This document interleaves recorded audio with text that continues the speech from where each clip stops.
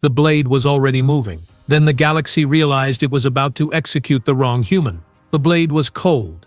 That is what Krath noticed first. Not the weight of it in his four-fingered grip, not the way the human's pulse hammered visibly against the thin skin of his throat, but the temperature of the metal itself. Cold, like the justice of the Accord. Cold, like the vacuum beyond the station walls. Cold, like Krath's own conviction that this needed to be done. Tobin Reese, the human, was not crying. Points for that, Krath supposed. Most species wept, or begged, or tried to bargain when the blade came out. But this one, this scraggly pale thing with hair the color of rust and eyes like dirty ice, just stared at the opposite wall of the execution chamber like he was already somewhere else.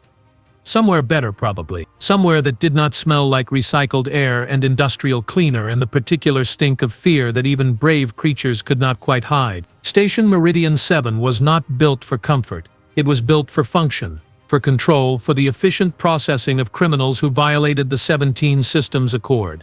The walls were gray composite, the floors were gray composite, the ceiling was shockingly also gray composite. Krath had been stationed here for 3 cycles now, and he still could not tell one corridor from another without checking the identification panels. Everything looked the same, everything felt the same, cold, gray, and utterly without mercy, which was appropriate, really. Mercy was not part of the Accord. Krath's species, the Vrellan, understood honor. They understood duty. They understood that when someone broke the law, when someone spat on the carefully negotiated treaties that kept 17 different species from tearing each other apart in the black, there had to be consequences. Real consequences. Not fines. Not incarceration. Execution. Clean, quick, and final. Humans, though, humans were soft. Everyone knew this. They had joined the Accord only 40 cycles ago and already they were causing problems.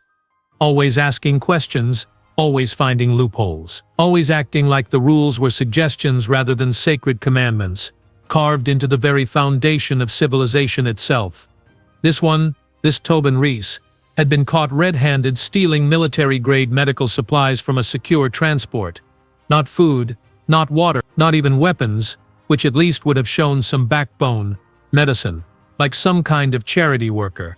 Like the Accord would not notice several 100,000 credits worth of biofoam and regeneration stimulants going missing. The charges were filed. The trial was conducted. The sentence was passed. Execution by blade, as was traditional for crimes involving dishonor and theft from the military. Krath had been chosen to carry out the sentence because he was Vrellan, and Vrellan did not flinch. Vrellan did not hesitate. Vrellan did not feel guilty about doing what needed to be done. Except Krath was hesitating. Just a little, just enough to be annoying. The human's throat moved as he swallowed. His hands, bound behind his back with magnetic restraints, twitched slightly. But still he did not speak, did not beg. Krath found this almost insulting. Like the human did not respect the gravity of the moment, like he was distracted, thinking about something else entirely. What did humans think about when they were about to die? Did they think about their families? Their gods, if they had any? The things they should have done differently? Krath adjusted his grip on the blade. The edge was sharp enough to split a hair lengthwise. It would be over in less than a second. One motion, and then the paperwork, and then Krath could go back to his quarters and eat something and forget about the way the human's pulse had hammered against that thin, fragile skin. He raised the blade, positioned it correctly. Angle mattered. Precision mattered. This was not butchery. This was justice. Tobin Reese closed his eyes. Krath began the downward stroke, and that was when the door opened, and everything went sideways. The door should not have opened. It was locked, magnetically sealed, authorized personnel only, and even then only with clearance codes that took 3 separate verifications to process. Krath had checked it himself before beginning the execution protocol, checked it twice, because he was Vrellan, and Vrellan did not make mistakes. And yet, the door slid open with a cheerful little hiss, and a human woman walked in like she owned the place. Krath froze. The blade stopped mid-swing, inches from Tobin Reese's neck. His brain, which had been entirely focused on the biomechanics of a clean execution, stuttered and crashed like a malfunctioning nav computer. What? What? The woman was tall for a human, maybe 6 feet, with dark skin and hair pulled back in a style that suggested she could not be bothered to care about appearance. She wore civilian clothes, not a uniform. A jacket with too many pockets.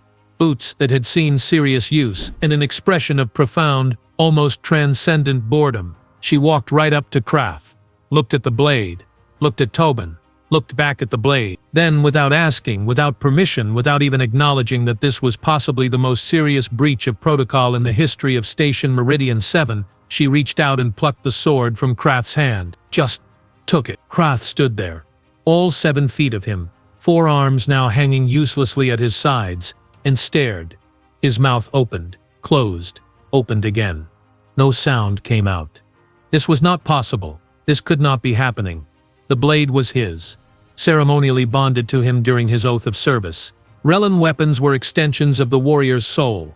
You did not just take a Rellan's blade. It was not done. It was not even conceivable. The bonding ritual involved blood and fire and 17 witnesses and a pledge that lasted until death. And this human woman had just grabbed it like it was a kitchen utensil. She turned it over in her hands, examining it with the clinical interest of someone inspecting a used speeder before purchase. Ran a finger along the flat of the blade, not the edge, which showed at least some survival instinct. Squinted at the engravings near the hilt, made a thoughtful humming noise. "Nice balance," she said. Her voice was casual, conversational, like they were at a market stall. Rellan craftsmanship, right? Folded alloy, how many layers? Krath's brain finally rebooted. Rage flooded in, hot and immediate and absolute. Who are you? Each word came out like a gunshot.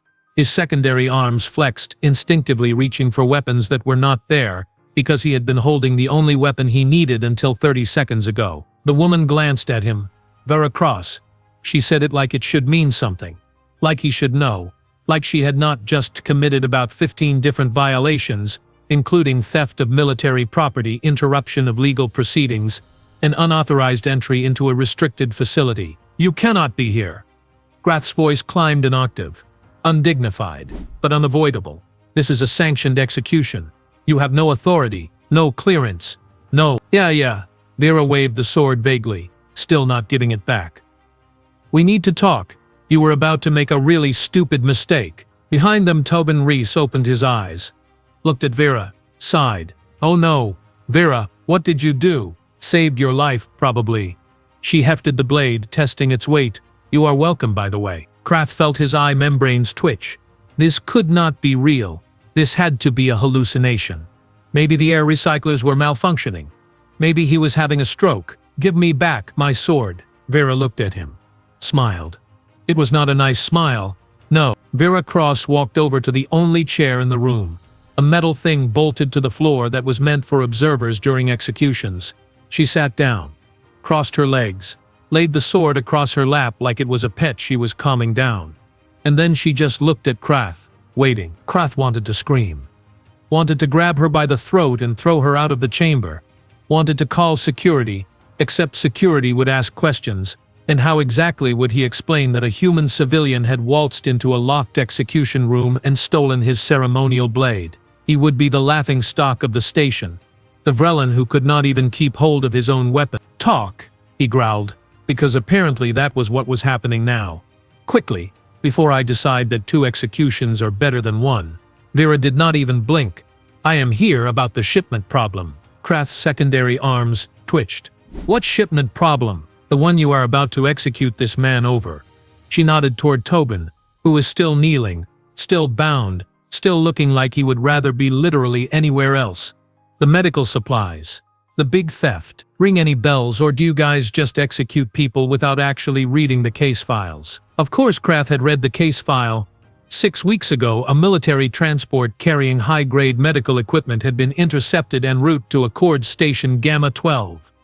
The cargo hold had been breached. 17 crates of supplies, worth approximately 400,000 credits, had been taken, stolen, and the thief had been Tobin Reese, human cargo pilot with a history of, and Krath checked his mental notes here, absolutely nothing. No priors, no criminal record, no ties to smuggling rings or pirate groups. Just a pilot who had suddenly decided to row a military convoy for no apparent reason, except there was always a reason. Humans did not do things randomly. They were impulsive. Yes. Stupid. Often. But they had reasons. Usually bad ones. But reasons nonetheless. He stole military property, Krath said slowly, like explaining basic physics to a child. He breached an Accord vessel. He took supplies meant for soldiers, for hospitals, for emergency response teams. The evidence is irrefutable. Oh, the evidence is great, Vera agreed. Super solid. He absolutely took those supplies, loaded them onto his ship, flew away with them. No question. Krath felt a migraine starting behind his left eye cluster. Then what exactly are you arguing? Vera leaned forward. The sword slid slightly on her lap. She caught it without looking. I am arguing that you cannot steal something that already belongs to you. Silence. A kind of silence that felt heavy, oppressive. Like the air itself was holding its breath. Krath stared at her. Explain. Those supplies? Vera pulled a data tablet from one of her many jacket pockets, tapped it a few times, held it up so Krath could see the screen. Already purchased, paid in full. By the human colony on Refuge 4, transaction cleared through proper Accord channels, verified, authorized, and logged. The convoy was supposed to deliver them to Refuge 4. Instead, the convoy got rerouted. The supplies got marked as military allocation. And when Tobin here went to retrieve what his colony had already paid for, he got arrested for theft. Krath took the tablet, looked at the transaction records, the dates, the authorization codes, the payment confirmation. Everything was there. Everything was legitimate. His throat went dry. This must be an error. A filing mistake. Is it? Vera's voice was flat. Or did someone in the Accord logistics chain decide that a human colony did not need those supplies as much as the military did? That maybe, just maybe, they could confiscate legally purchased goods, and no one would complain because, hey, humans are new here and they do not understand how things work yet. Tobin finally spoke. His voice was hoarse. Refuge 4 has a population of 3,000. Half of them are kids. They needed those regeneration packs for a viral outbreak. People died waiting for those supplies. He looked at Krath. I did not steal anything. I took back what we paid for. Krath felt something cold settle in his stomach. Colder than the blade. Colder than station air. The kind of cold that came from realizing you might have been lied to. That your honor, your duty, your sacred commitment to the Accord might have been used, manipulated, turned into a weapon against the very justice you were supposed to uphold. This cannot be correct, he said. But his voice had no conviction. Vera smiled again. Still not a nice smile. Check the records yourself. I will wait. I have got all day. She patted the sword. Well, you do not. But I do. Krath accessed the station database with his personal credentials. His hands, all four of them, were shaking. Just slightly. Just enough that he had to enter his authorization code twice because his fingers kept hitting the wrong inputs on the terminal panel. This was stupid. This was a waste of time. Vera Cross was obviously lying, or mistaken, or working some kind of human con that Krath was too honorable to understand. The Accord did not make mistakes. The Accord did not lie. The Accord was 17 species working together under a framework of law that had brought peace to the sector for 300 cycles. You did not maintain peace for 300 cycles by being corrupt, except the records were right there. Transaction ID HCRF4 Medical 7739. Purchase order filed 4 months ago. Payment processed 3 months ago. Delivery scheduled 2 months ago. Except the delivery never happened. Instead, there was a note, a little bureaucratic note, the kind that got buried in subfolders and required 6 layers of access to even see. Cargo rerouted per Directive 47. Military priority override. Destination updated to Gamma 12 reserve stockpile. Krath read it 3 times. Then he read the directive. Directive 407M, which gave military logistics the authority to redirect civilian purchases during times of strategic need. Except there was no strategic need. There was no emergency. There was no war. There was just a human colony that had bought medical supplies and a faceless bureaucrat who had decided those supplies were better used elsewhere. And no one had told the colony. No one had refunded their payment. No one had said, sorry, we are taking your stuff, here is your money back, tough luck. They had just taken it, quietly, efficiently. And when someone came to retrieve it, when Tobin Reese had tracked down the convoy and taken back what his people had purchased, he was labeled a thief. Krath felt something crack inside his chest. Something that had been solid and unquestionable his entire life. The Accord was just The accord was fair. The accord was honorable. Those were not platitudes. Those were truths. Foundational truths. The kind of truths you built your entire identity around. Except, apparently, they were not truths at all. They were just convenient lies. You see it now, Vera's voice cut through his thoughts. Not gloating, not triumphant, just tired. You see what happened? Krath closed the terminal, turned to face her. His face felt hot. His throat felt tight. This is one incident, one mistake. The accord is not perfect, but nothing. Vera stood up, still holding his sword, because apparently this humiliation was going to continue indefinitely. You were about to cut this man's head off for the crime of trying to save his neighbors, for the crime of demanding that his people get what they paid for. And you know what the best part is? She pointed the blade at him. Not threateningly, just to emphasize the point. You would have done it. You would have killed him, filed your report, gone to bed feeling righteous. Because you are honorable. Because you follow orders. Because the accord said it was justice, and who are you to question? Krath wanted to argue, wanted to defend himself, but the words would not come, because she was right. He would have done it. He had been doing it. The blade had been inches from Tobin's neck, and Krath had not questioned anything. Not the sparse case file, not the lack of motive, not the weird inconsistencies in the arrest report. He had just accepted that the human was guilty, because the accord said he was guilty, and the accord was always right. Except the accord was not always right. The accord was run by people, and people lied. People stole. People committed casual cruelties and called them policy. How many others? Krath heard himself ask.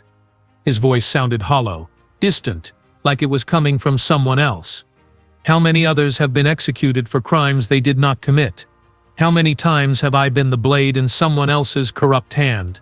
Vera shrugged. No idea. That is your problem to solve, not mine. I am just here for Tobin. Lucky me, Tobin muttered from his position on the floor. Krath looked at him. Really looked at him. Not as a criminal. Not as a case file. Just as a person. A pilot who had tried to help his colony. Who had committed no real crime except standing up to a system that did not care about him or his people. And Krath had been ready to execute him. Had raised the blade. Had begun the stroke. I would have killed you, Krath said quietly. I would have murdered you. And I would have called it justice. Tobin met his eyes. Yeah, I know. I am supposed to be honorable. The words tasted like ash. My people, we pride ourselves on honor, on duty, on doing what is right even when it is hard. But how is this honorable? How is executing an innocent man for following the law more than the people enforcing it? How is that duty? How is that right? Vera walked over and put a hand on his shoulder, one of his shoulders. She did not have enough hands for all four. Welcome to the real universe, big guy. It is messy. It is complicated. And the people in charge are usually just making it up as they go along, trying to protect their own interests while pretending it is all for the greater good. Krath wanted to be angry, wanted to rage against this, but he just felt tired. So very tired. What do I do now? Well, Vera held up the sword, looked at it, then surprisingly offered it back to him. Handle first. You could start by not executing innocent people. That would be a solid first step. Krath took the blade. It felt heavier than before. Or maybe he just felt weaker. The charges. The arrest. If I stop this, if I let him go, there will be questions. Investigations. My superiors. The alarm cut him off. A blaring, shrieking sound that meant something very bad was happening somewhere on the station. Vera grinned. It was the first genuine smile Krath had seen from her.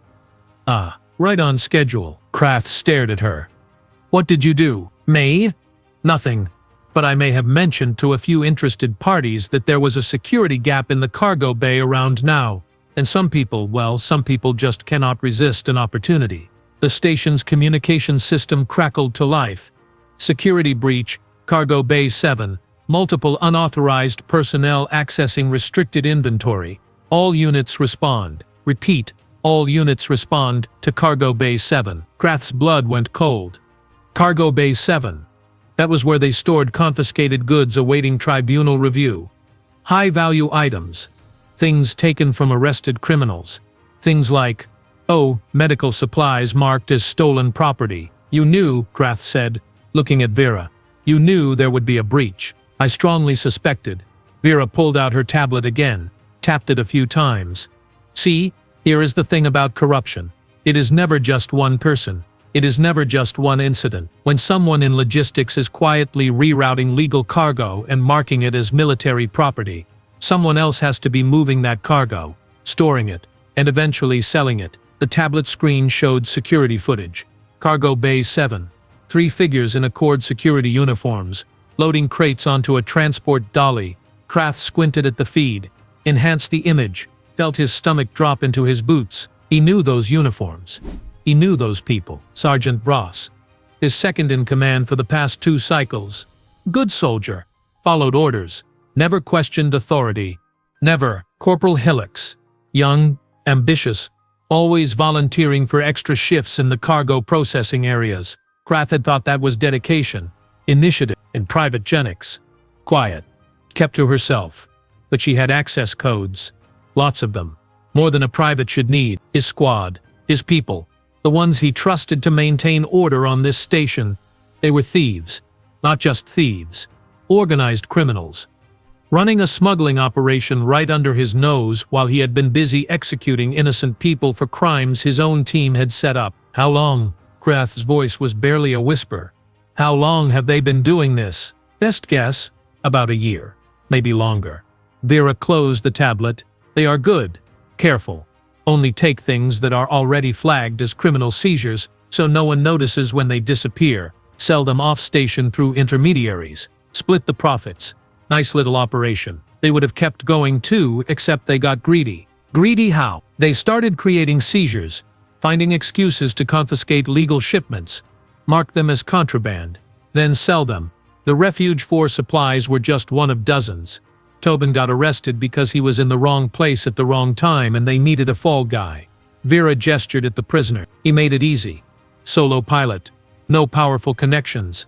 No one who would ask too many questions if he disappeared. Tobin made a strangled noise. They framed me. They actually framed me, so they could steal medical supplies from dying children and sell them for profit. Yep, Vera said it cheerfully. Like this was not the most horrifying thing Kraft had heard in his entire military career. Capitalism. It is a nightmare. Kraft's grip on his sword tightened. The blade was warm now. Warm from his hand. Warm from his rage. I have to stop them. Do you? Vera cocked her head. Because if you stop them, you have to explain why you were not at your post. Why you were executing a prisoner without following proper procedure. Why you did not notice your own squad was corrupt. Your career is already over, Kraft. You could walk away right now. Let station security handle it. Claim you were following the execution protocols and did not hear the alarm. No one would question it. Kraft looked at her. Looked at Tobin. Looked at the sword in his hand. He had spent his entire life believing in honor. In duty. In the idea that doing the right thing mattered, even when it was hard. Especially when it was hard. And now, when it actually counted. When his choices actually had consequences, was he going to hide? Was he going to let his squad, his people, continue to destroy lives and call it business? Was he going to choose his career over justice? No, Greth said. He walked over to Tobin, used the sword to cut through the magnetic restraints. The human's hands fell free. No, I am not walking away. Vera's smile got wider. Good. Because honestly, I was not sure which way you would go. Vrillin are so weird about honor. It makes you unpredictable. My squad will be armed, Grith said, already moving toward the door. They will not surrender easily. Probably not. Vera followed him. So did Tobin, rubbing his wrists. Lucky for you, I brought friends. Friends? The door opened. Standing in the corridor were 4 more humans, all armed, all wearing expressions that suggested they were very much looking forward to whatever came next. Allow me to introduce my crew, Vera said. We specialize in fixing problems the official channels cannot handle. Kraft stared at them. You are mercenaries. We prefer the term independent contractors. But sure, mercenaries works. This day just kept getting better. Cargo Bay 7 was a mess of stacked containers and flickering overhead lights. Kraft burst through the access door with Vera's crew behind him, sword raised, ready to face his former squad with the full weight of Vrellin combat training. What he got instead was chaos. Sergeant Ross saw him first. His face a mottled purple that indicated surprise in their species. went through about 6 different emotions in 2 seconds. Shock, anger, calculation, fear. Then he went for his sidearm. Krath was faster. 3 strides closed the distance. The sword came up, ready to disarm, to disable, to follow proper combat protocols. Then one of Vera's crew, a stocky human male with scars on his knuckles, just shot Vras in the leg. No warning, no challenge, no declaration of intent, just raised his weapon and fired. Vras went down screaming, clutching his thigh, and the human stepped over him like he was a piece of furniture. "Secure the cargo," the human said. Calm, professional, like he had not just shattered every rule of honorable combat Krath had ever learned. Corporal Hillix and Private Jenix scattered. Hillix dove behind a container stack. Jenix ran for the side exit. The cargo dolly, loaded with stolen crates, sat abandoned in the middle of the bay. Tobin, who had no weapons and no armor and should have stayed back, ran straight for the dolly. Krath opened his mouth to shout a warning, but Vera was already moving. She vaulted over a container, landed in a roll, came up next to Tobin just as Hillix popped up with a rifle. Vera threw something small and dark. It hit Hillix in the face. He screamed, dropped the rifle, started clawing at his eyes. Chemical spray, Krath realized. Non-lethal but absolutely agonizing. Hillix collapsed, still screaming, and another one of Vera's crew zip-tied his hands behind his back with movements so quick and efficient it looked choreographed. This was not a fight. This was an ambush. A professional, ruthlessly efficient takedown with no consideration for honor or fair combat or giving the opponent a chance to surrender with dignity. It was horrifying. It was also working. Jenix made it to the exit, slapped the door control. The panel beeped red, locked. She spun, drawing her weapon, and found herself facing Krath. For a moment they just stared at each other. She had been with his unit for 8 months. Quiet, competent. He had written her performance reviews, recommended her for commendation, and all that time she had been stealing, lying, using her position to hurt the people they were supposed to protect. "Commander," she said. Her voice shook. "This is not what it looks like. It looks like you are a thief and a traitor," Krath said. His voice sounded strange to his own ears. Flat, empty. "Surrender your weapon." She hesitated. Krath saw the calculation in her eyes, saw her weighing options. Then she raised her gun. Krath moved on instinct. Sword came up, deflected the first shot. The blade was designed for this. Reinforced alloy meant to withstand energy weapons at close range. The second shot went wide. The third never came because Vera appeared from nowhere and tackled Jenix from the side. They went down hard. Jenix got an elbow into Vera's ribs. Vera responded by headbutting her. The crack of skull on skull made Krath wince. Then Vera had Jenix's arm twisted behind her back at an angle that had to be excruciating, and it was over. Except it was not over. Krath heard the cargo bay's maintenance hatch slam open, turned just in time to see Sergeant Vras bleeding and limping but still moving, dragging himself through the opening. One of Vera's crew fired, missed. Vras tumbled through and the hatch sealed behind him with a pneumatic hiss. "Access tunnels," Krath said. Bitter, furious. He knows them better than anyone. He will be gone before we can follow. Vera stood up, breathing hard, still holding Jenix's arm. 2 out of 3. Not perfect, but not bad either. Not bad. 2 traitors captured. 1 escaped to potentially warn others, destroy evidence or disappear into the black, where the Accord's jurisdiction ended. Krath had let a criminal escape because he had been too slow, too shocked, too trapped in his own rigid sense of how combat should work. Tobin was checking the crates on the dolly, opening them. His face went pale. "These are from Refuge 4. All of them. The entire shipment." He looked up at Krath. "They had not sold them yet. We can still get them home." Something. At least they had saved something. But it did not feel like a victory. It felt like a failure with a slightly better ending than expected. Krath looked down at his sword, at the blade that was supposed to represent honor and justice. All he saw was his own reflection, distorted and unclear. "Come on," Vera said, hauling Jenix to her feet. "We need to secure these 2 before station security shows up and makes this complicated." Too late, Krath thought. It was already complicated. It had always been complicated. The report took Krath 4 hours to write. 4 hours of staring at a blank screen, trying to find words that would explain how he had failed at every level. How he had nearly executed an innocent man. How his own squad had been running a criminal operation under his command. How a civilian contractor and her mercenary crew had been the ones to actually stop the corruption. Every word felt like pulling teeth. Every sentence was an admission of incompetence. By the time he submitted it to his commanding officer, Kraft felt hollowed out, empty, like someone had scooped out everything he thought he knew about himself and left just a shell behind. Station Commander Threll called him in 3 hours later. The conversation lasted 12 minutes. Kraft was suspended pending full investigation. His security clearances were revoked. His access to weapons restricted. He was confined to quarters except for mandated interviews with internal affairs. His career was over. Everyone knew it. Threll knew it. Kraft knew it. The only question was whether they would let him resign quietly, or if they would make an example of him. Court-martial, discharge, public humiliation. Kraft found himself in the station's observation lounge at 0400 hours, staring out at the black ships came and went. Transports, freighters, military vessels on patrol.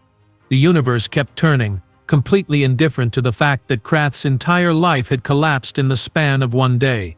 Rough night? Vera's voice came from behind him. He had not heard her approach.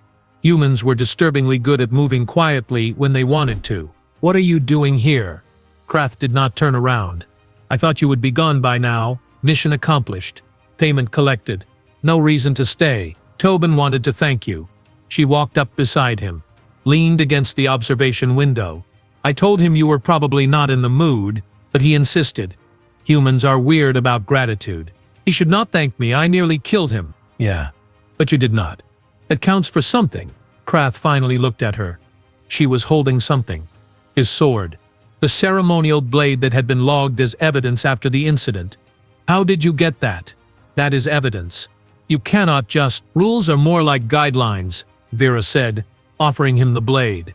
Besides, you earned it back. You chose right when it counted. Kraft took the sword. It felt different somehow. Or maybe he felt different. I chose wrong first. I believed what I was told without question. I followed orders without thinking. I nearly murdered an innocent man because it was convenient. Sure. But then you stopped. You questioned. You changed your mind when you got new information. Vera shrugged. That is harder than getting it right the first time. Takes more guts. My career is over. Probably. My reputation is destroyed. Yep. Everything I worked for, everything I believed in, it was all built on lies. Welcome to adulthood. It sucks. Vera patted his shoulder. One shoulder.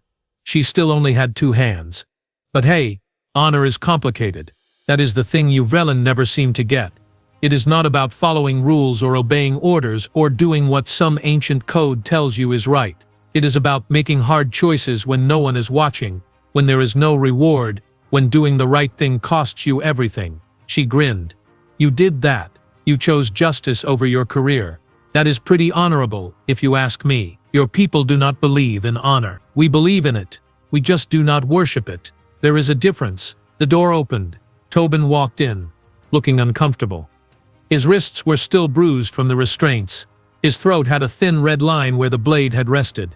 He stopped a few feet away, hands in his pockets, clearly unsure what to say. Thank you, he finally managed. For not killing me, and for stopping them. Ross and the others. They would have kept going. Kept hurting people. I was about to kill you, Kraft said. The words came out harsh, bitter. The blade was moving. Another second, and you would be dead. Do not thank me for almost murdering you. But you did not. Tobin stepped closer. You stopped. You listened. You changed your mind. Most people, most soldiers, they would have finished the job and worried about the details later. You did not. That matters. Kraft wanted to argue. Wanted to explain that stopping at the last second was not virtue. It was just luck. Bad timing. Vera's interruption. But looking at Tobin's face, at the genuine gratitude there, he could not find the words. Your colony will get its supplies back, Kraft said, instead. I made sure of it. The shipment is being processed now. I know. They told me. Tobin smiled. Tired. Relieved. 3,000 people are going to survive because you stopped being a soldier and started being a person. That is worth something. Was it? Kraft did not know anymore.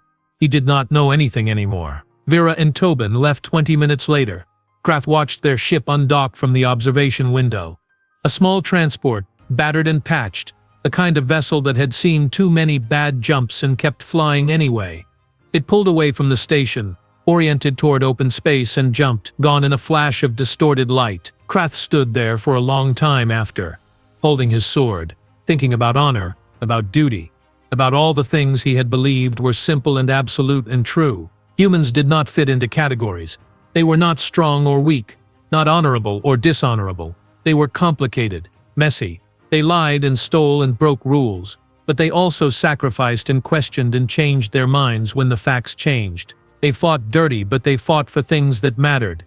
They laughed at honor, but they practiced it when no one was watching. Krath still had his honor, his blade, his commitment to doing what was right even when it cost him everything. But now he understood why humans laughed at it.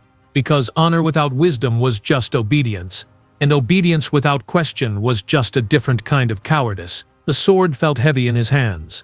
Not the weight of metal, the weight of responsibility, of choice, of knowing that from now on, every decision would be his own, with no orders to hide behind, no code to justify his actions. It was terrifying. It was also, strangely, freeing. Krath turned away from the window and walked back to his quarters. He had reports to write, interviews to endure, a career to bury and a future to figure out. But for the first time in his life he was choosing his own path. Even if he had no idea where it led,